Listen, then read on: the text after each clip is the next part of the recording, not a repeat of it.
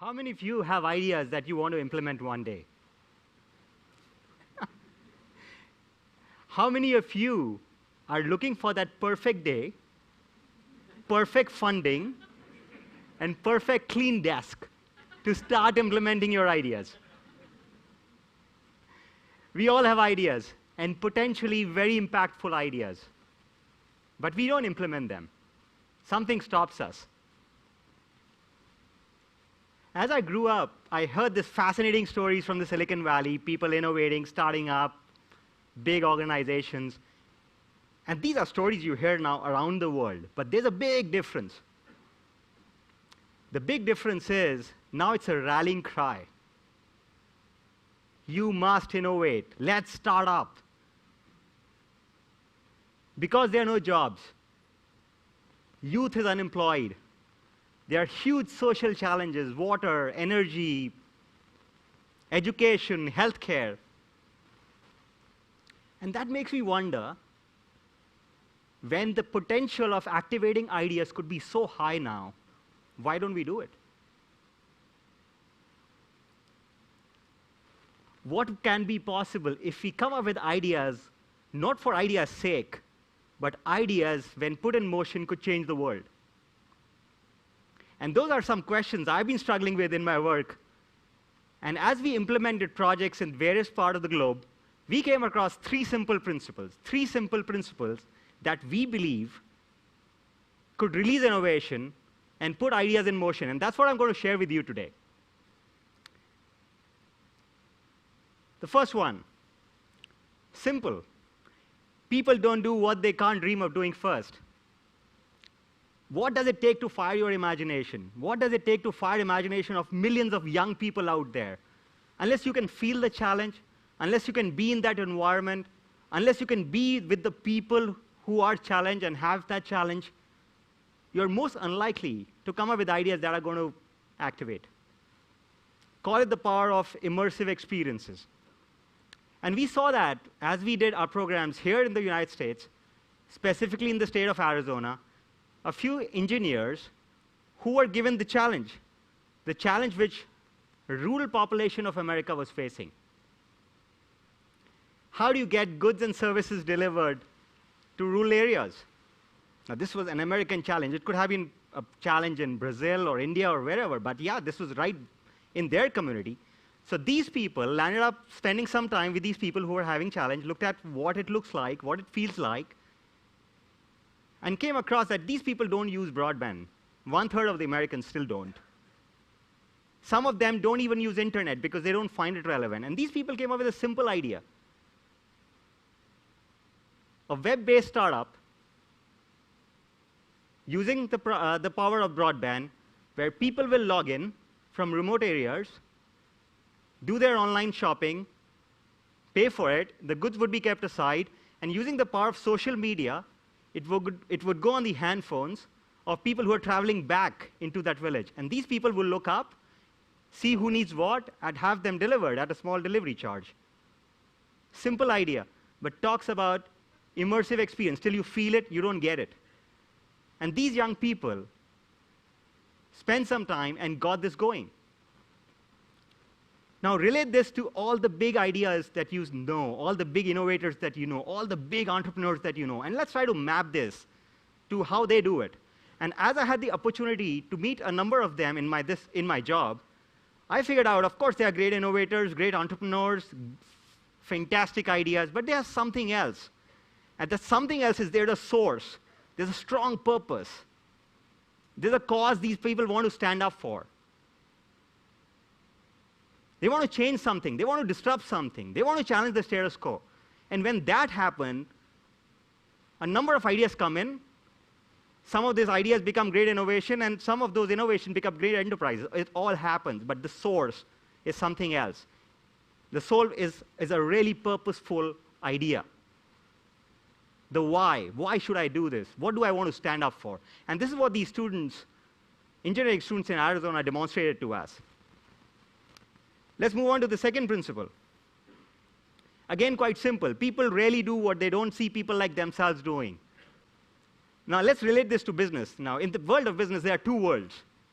It's not one world. There are businesses that people want to start. And there are businesses that people have to start. Have to because their survival depends on it. Now, there are enough role models in the want-to world, which, they're Facebook, Google, Intel, Microsoft, and the founders who've inspired all of us. And imagine if we could make role models in the have-to world. These people could relate to. We did our program in India, and this is the story from India, where one of the microbiologists who did a program, who wanted to start up his foundation, was always thinking about it, thinks about having this immersive experience, goes to the villages of India, see despair, see health issues, see education issues, see people have given up hope. But he comes across this one village that is a happy village. Now, a happy village because the women out there want to set up a village-level enterprise, a burger and a pizza shop. Because, of course, their children love it, but they can't afford it. They can't afford to go to the McDonald's or Pizza Hut and buy it. So they say, of course, let's set it up and also set it up for the rest of the children in the neighboring villages. And this microbiologist observed this and does a simple thing. He puts a community Skype station and connects this happy village with 2 other neighboring villages. And these women start having Skype calls, video conferencing. They get mentored by these happy village. They get related that people like them are doing it. And then, in a month's time, these neighboring villages also want to start something similar. Call it immersive experience leading to role models and creating of role models which inspire people at the bottom of the pyramid. Now, this does not apply just to the people at the bottom of the pyramid or people in rural areas. It applies to all of us as well, right? Now, look at the person next to you. Now, imagine if that person activates his idea and become a billionaire tomorrow. Believe me, you won't be sleeping that night. You will do something crazy. It'll move you, right? And that's what this talks about. Let's move on to the last principle. Of course, so simple. People are reluctant to take the first step until they overcome fear of failure. Now, all of us have ideas, but there's a fear of failure. Now, the fear is bigger than the actual failure. Failure is part of all our lives, right? It's part of lives of so many successful people as well. But the fear stops us from taking that first step that is so essential to do anything big or small in this world. We don't want to look bad in front of our community, friends. We don't want to share idea because my boss might not like it, or it might just get turned down. The fear is high. What will happen if you take the fear out? Now, we did this program and this little experiment in the Mideast. In Jordan, Tunisia, and more recently Egypt, there are very smart innovators out there, but the fear just stops them. So we said, okay, what are we going to do? So here are a bunch of students in Jordan. Great ideas, just waiting to be unlocked, but they don't do it. So we went there, we created a little partnership with the incubators university, said, okay, let's create a safe haven for these people to go and execute their ideas. Gave them a little internship, go, you're a high potential guy, high potential idea, great team, just go and execute it, and here's a little internship. If you do well, yeah, of course, we'll make you a rock star. They get recognized in their local media. And if you convert your product into business, we'll give you even a leap of faith funding, a small funding which could be made available to you. And of course, if you make it big there, we'll send you to Silicon Valley for an education experience and meet the people who made it all happen. Simple stuff, make it lighter for these people, and in 4 months, flat 4 months, the first enterprise comes up. A simple e-commerce platform that connects rural musician, rural artists of Jordan to people in the city of Amman. They get to showcase their talent. The people in the city of Amman, they get to, hire them for some work, and magic happens, of course. Simple business. Take the fear out. So to conclude, these are the 3 principles that I talked about. Dream, have an immersive experience, role model, so that you could relate to people, and take the fear of failure out so that you could take the first step. Now, if imagine you can take these 3 principles and activate your idea. And now imagine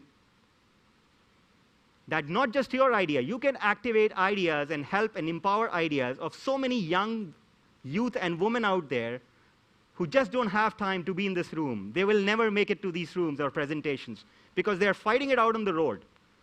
They don't know how their evening meal is going to look like.